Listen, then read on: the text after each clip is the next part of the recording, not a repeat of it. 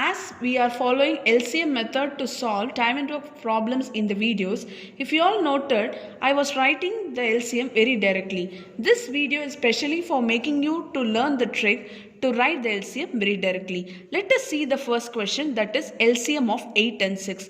Hope you all know LCM is least common multiple. So the multiple which is common for both the numbers will be, which is minimum, will be your LCM. So please understand the number which I am going to take as LCM will come in both the table. So you can solve this by two different methods, that is either by using L division, the same as that. So 2 times 4 table 3 times. So just by multiplying this you will get the answer. But I am writing the answer very directly. So consider these two numbers. See the biggest number. So biggest number is 8. Just check with the multiples of 8. The first multiple of 8 is 8. So 8, check with 6. In 6 table 8 will not come.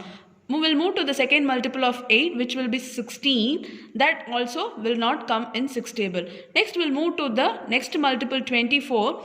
So that 24 will come in 6 table. So this will be your LCM. Just check with the highest number and tell the multiples inside your mind. The very first multiple which is exactly divisible by the other number will be our LCM.